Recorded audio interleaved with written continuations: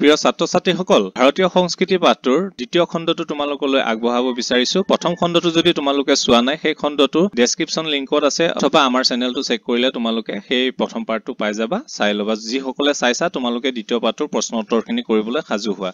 দ্বিতীয় পাৰ্টত ব্যাখ্যাৰ পৰা আছিল 20 নম্বৰ। আমি 20 নম্বৰ ব্যাখ্যাৰ পৰা আগবঢ়াই লৈ যাওঁ বলা। 20 নং ব্যাখ্যা কৰা। ক, সংস্কৃতিৰ অবিচ্ছিন্ন ধাৰাই হৈছে ভাৰতীয় জীৱনৰ মূল সম্পদ।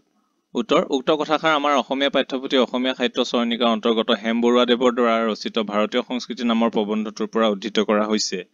ভাৰতীয় সংস্কৃতিৰ মূল সম্পদসমূহৰ বিষয়ে আলোচনা কৰিবলৈ গৈ লেখকে এই কথাষাৰ উল্লেখ কৰিছে। ব্যাখ্যা: ভাৰতীয় সংস্কৃতি এক বিশাল সংমিশ্ৰিত সংস্কৃতি।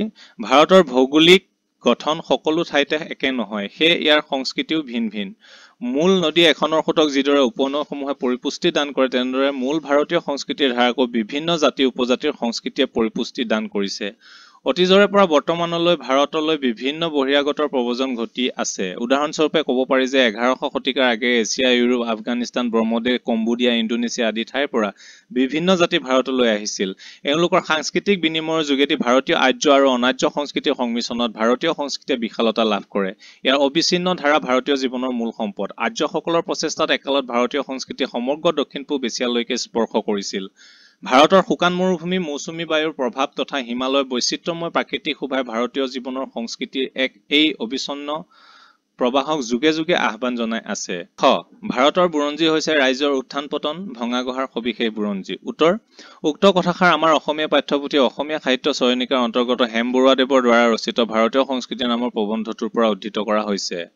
বিভিন্ন উত্থান পতনৰ সত্ত্বেও ভাৰতীয় সংস্কৃতি নিৰবিচ্ছিন্নভাৱে বৈ থকা প্ৰসংগত লেখকে উক্ত কথাষাৰৰ উল্লেখ কৰিছে। ভাৰত হ'ল সপ্ত সিন্ধুৰ দেশ। ইয়াৰ সাৰুৱা ভূমিলৈ বিভিন্ন ঠাইৰ পৰা বিভিন্ন জাতিগোষ্ঠীৰ লোক চামে চামে আহি ইয়াত বসবাস কৰিছিল, যেনে আফগান, পাঠান, মোগল, ইংৰাজ আদি। ইয়াৰে কিছুমান জনগোষ্ঠী ৰাজনৈতিক কাৰণত আক্ৰমণকাৰী হিচাপে আহি ভাৰত ভূমিত ৰাজত্ব কৰিছিল। আকৌ কিছুমানে ব্যৱসায় সংক্ৰান্তত আহি কালক্ৰমত ভাৰতীয় জনজীৱনৰ লগত এক হৈ পৰিছিল। ভাৰত বুৰঞ্জী আৰ্য, অনাৰ্য, মংগোলীয়, দ্ৰাবিড়, শক, হুণ, গ্ৰীক আদি মানৱ গোষ্ঠীৰ আক্ৰমণ, ইটোৰ পাছত সিটো পৰিয়ালৰ শাসনভাৰ গ্ৰহণ আদি ঘটনাৰে সমৃদ্ধ। মাৰাঠা, চালুক্য, ৰাষ্ট্ৰকূট, চৌহান আদি সৰু সৰু ৰাজনৈতিক শক্তিয়ে ভাৰতৰ বিভিন্ন ক্ষুদ্ৰ ক্ষুদ্ৰ ৰাজ্যসমূহত গা কৰি উঠিছিল। ভাৰতৰ বুৰঞ্জীত এই মানৱ গোষ্ঠীসমূহৰ জয় পৰাজয়, ৰাজ্যৰ উত্থান পতন, ভঙা গঢ়াৰ বিভিন্ন কাহিনী ৰচিত হৈছে। এওঁলোকে ভাৰত বুৰঞ্জীৰ ইতিহাস ভঙা পতা কৰিছিল যদিও ভাৰতীয় বৈচিত্ৰ্যপূৰ্ণ সংস্কৃতিৰ মূল খুঁটিটো স্থবিৰ হৈ যোৱা নাছিল। ইয়ে হ'ল ভাৰতীয় সংস্কৃতিৰ ঐতিহ্য। গ, সকলো আৰ্টৰ মূলতে দুটা বিপৰীত পন্থাই কাম কৰা দেখা যায়। উত্তৰ, উক্ত কথাষাৰ আমাৰ অসমীয়া পাঠ্যপুথি অসমীয়া সাহিত্য চয়নিকাৰ অন্তৰ্গত হেম বৰুৱাদেৱৰ দ্বাৰা ৰচিত ভাৰতীয় সংস্কৃতি নামৰ প্ৰবন্ধটোৰ পৰা উদ্ধৃত কৰা হৈছে। শিল্প সাধনাৰ মূলতে দুটা উদ্দেশ্য জড়িত হৈ থাকে। ইয়াৰ প্ৰকাশ কিদৰে ঘটে তাকেই কবলৈ কথাষাৰৰ উল্লেখ কৰিছে। সংস্কৃতিয়ে মানুহৰ জৈৱিক প্ৰয়োজনৰ পৰা আৰম্ভ কৰি নান্দনিক আৰু আধ্যাত্মিক তাৰণাৰ লগত জড়িত সৃষ্টি কৰ্মকে সামৰি লয়। শিল্পকৰ্মৰ যিকোনো সৃষ্টিয়ে দুটা দিশৰ উন্মোচন কৰে, এটা আভ্যন্তৰীণ আৰু আনটো বাহ্যিক। আভ্যন্তৰীণ দিশটোৱে মানুহৰ অন্তৰৰ অনুভূতিক জগাই তোলে। বাহ্যিক দিশটোৱে দৃষ্টিমুখৰ আড়ম্বৰৰ জৰিয়তে মানুহৰ দৃষ্টি আকৰ্ষণ কৰে। ইয়াৰ আভ্যন্তৰীণ উদ্দেশ্যটোৱে প্ৰকাশ কৰিব বিচাৰে সংযম আৰু আড়ম্বৰহীনতা, আৰু বাহ্যিক উদ্দেশ্যটোৱে কাৰুকাৰ্য আৰু জাকজমকতাৰ সৃষ্টি কৰে। প্ৰথম উদ্দেশ্যটোৱে সূক্ষ্ম মননশীল দৰ্শনৰ বিকাশ ঘটায়। দ্বিতীয়টোৱে এটা বিৰাট পটভূমিৰ অৱতাৰণা কৰি বহিৰ্জাগতিক বিস্তৃতি লাভ কৰে। প্ৰথমটোৰ এই শক্তি নাই। ভাষা বিষয়ক এক সন্ধি ভাঙা। সংস্কৃতি সম যোগ কীতি, সমন্বয় সম যোগ অন্বয়, সম্বন্ধ সম যোগ বন্ধ, ভাৰাক্ৰান্ত ভাৰ যোগ আক্ৰান্ত, সন্মত সম যোগ মত। 2. বিশেষণ আৰু বিশেষ্যলৈ নিয়া। উত্তৰ, বৈচিত্ৰ্য বিচিত্ৰ, ভৌগোলিক ভূগোল, বিস্তৃতি বিস্তৃত, নৈৰাশ্য নৈৰাশ, বিপ্লৱ বৈপ্লৱিক। অতিৰিক্ত প্ৰশ্নোত্তৰ। 1. হেম বৰুৱাৰ এখন উল্লেখযোগ্য গ্ৰন্থৰ নাম লিখা। উত্তৰ, হেম বৰুৱাৰ এখন উল্লেখযোগ্য গ্ৰন্থৰ নাম হ'ল the red river and the blue hill. 2. আৰ্যসকলৰ আদিম বাসভূমি ক'ত? উত্তৰ, আৰ্যসকলৰ আদিম বাসভূমি মধ্য এছিয়াত। 3. ভাৰতীয় সংস্কৃতিৰ মূল আদৰ্শ কি? উত্তৰ, ভাৰতীয় সংস্কৃতিৰ মূল আদৰ্শ সমন্বয়ৰ সংস্কৃতি। 4. মহেঞ্জোদাৰো সংস্কৃতিৰ সম্পদ কি? মহেঞ্জোদাৰো সংস্কৃতিৰ সম্পদ ধ্যানস্থ শিৱৰ কল্পনা। 5. সংস্কৃতিৰ অৰ্থ কি? সংস্কৃতি হৈছে কোনো এটা জাতিৰ বা সমাজ এখনৰ জীৱন প্ৰতিভা। ভাৰতীয় জীৱনৰ মূল সম্পদ কি? ভাৰতীয় জীৱনৰ মূল সম্পদ সংস্কৃতিৰ অবিচ্ছিন্ন ধাৰা। 7. কোনে পাঞ্জাব আৰু আফগানিস্তানক এক কৰি থব বিচাৰিছিল? উত্তৰ, গ্ৰীকসকলে পাঞ্জাব আৰু আফগানিস্তানক এক কৰি থব বিচাৰিছিল। 8. সংস্কৃতিৰ মাপকাঠি কি? উত্তৰ, ভাষা সাহিত্য দৰ্শন সুকুমাৰ কলা আদিৰ ক্ষেত্ৰত প্ৰকাশিত প্ৰতিভাই সংস্কৃতিৰ মাপকাঠি 9 হিন্দুৰ স্বাৰ্থবিধি কোন যুগৰ অৱদান উত্তৰ হিন্দুৰ স্বাৰ্থবিধি অনাৰ্য যুগৰ অৱদান 10 সুফিবাদৰ মূল আধাৰ কি সুফিবাদৰ মূল আধাৰ কুৰাণ 11 লিংগ পূজা কোন যুগৰ নিদৰ্শন উত্তৰ লিংগ পূজা অনাৰ্য যুগৰ নিদৰ্শন 12 কামাখ্যাত আগে কোন সম্প্ৰদায়ৰ লোকে পুৰোহিতৰ কাম কৰিছিল উত্তৰ কামাখ্যাত আগে গাৰো সম্প্ৰদায়ৰ লোকে পুৰোহিতৰ কাম কৰিছিল 13 ব্যক্তিবাদী চিত্ৰকলাৰ লক্ষ্য কি উত্তৰ ব্যক্তিৰ জীৱন প্ৰকাশ কৰাই ব্যক্তিবাদী চিত্ৰকলাৰ লক্ষ্য 14 কাৰ আমোলত ভাৰতীয় সাহিত্যৰ বৈচিত্ৰ্য বাঢ়িছিল উত্তৰ ব্ৰিটিছৰ আমোলত ভাৰতীয় সাহিত্যৰ বৈচিত্ৰ্য বাঢ়িছিল 15 কাঞ্জীভৰামৰ মন্দিৰত কিমানটা স্তম্ভ আছে উত্তৰ কাঞ্জীভৰামৰ মন্দিৰত কমেও 1000টা স্তম্ভ আছে 16 ভাৰতীয় ভৌগোলিক জীৱন কেনেকুৱা উত্তৰ ভাৰতীয় ভৌগোলিক জীৱন বৈচিত্ৰ্যময় 17 কোন যুগত ভাৰতক আৰু কান্দাহাৰক এক কৰাৰ প্ৰচেষ্টা চলিছিল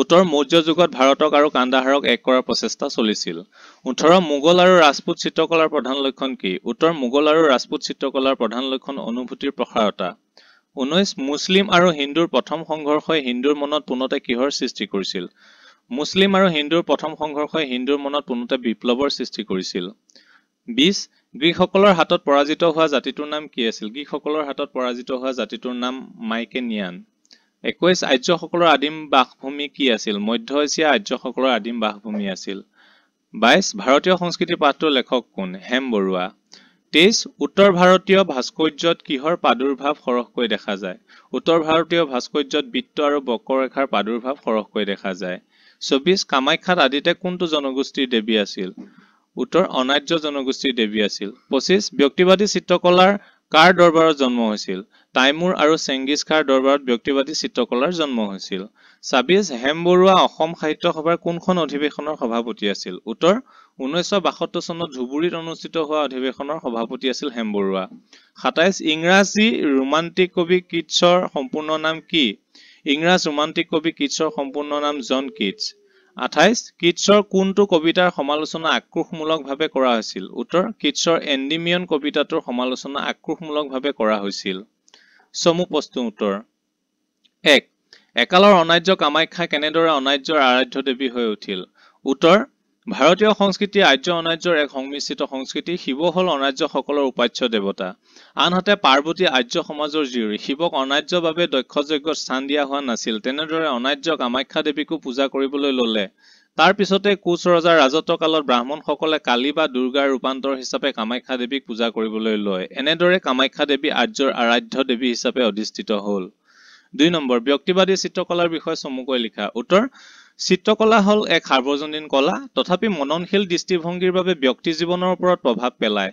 মোগল সম্ৰাট বাবৰৰ আমলত ব্যক্তিবাদী চিত্ৰকলাই ভাৰতত প্ৰৱেশ কৰে উত্তৰ ভাৰতৰ মঠ মন্দিৰসমূহৰ চিত্ৰকলাই ইয়াৰ নিদৰ্শন দাঙি ধৰে ব্যক্তিবাদী কলাৰ মূল লক্ষ্য আছিল ব্যক্তিৰ জীৱন প্ৰকাশ ইয়াত জনজীৱন বা সমষ্টি জীৱনৰ কোনো সংবাদ নাছিল তাইমুৰ খাঁ আৰু চেংগিজ খাৰ ৰাজদৰবাৰত ব্যক্তিবাদী চিত্ৰকলা এক কঠোৰ নীতিক অনুসৰণ কৰে এই ব্যক্তিবাদী চিত্ৰকলাসমূহে সাময়িকভাৱে গা কৰি উঠিছিল তথাপি ইয়াৰ প্ৰভাৱত অজন্তাৰ চিত্ৰকলাত এক নতুন ভাৰসাম্যৰ সংযোগ ঘটিল তাইমুৰ খাঁ আৰু চেংগিজ খাৰ ৰাজদৰবাৰত ব্যক্তিবাদী চিত্ৰকলাই এক কঠোৰ নীতিক অনুসৰণ কৰে এই ব্যক্তিবাদী চিত্ৰশিল্পসমূহে সাময়িকভাৱেহে গা কৰি উঠিছিল তথাপি ইয়াৰ প্ৰভাৱত অজন্তাৰ চিত্ৰকলাত এক নতুন ভাৰসাম্যৰ সংযোগ ঘটিল বুদ্ধৰ ব্যক্তি জীৱনৰ চিত্ৰবোৰে ইয়াৰ নিদৰ্শন দাঙি ধৰে আনন্দাপ্লুত ৰস চঞ্চল আৰু ধীৰ মন্থৰ প্ৰাণ আন বৈশিষ্ট্যৰ সংযোগ স্থাপন হ'ল এই নতুন সংযোগে পাছত ইন্দো সাৰাচেনিক ৰীতিত পৰিণত হৈছিল 3 নম্বৰ ব্যাখ্যা কৰা ক সংস্কৃতি হৈছে কোনো এটা জাতিৰ বা সমাজ এখনৰ জীৱনৰ প্ৰতিভা উত্তৰ উক্ত কথাষাৰ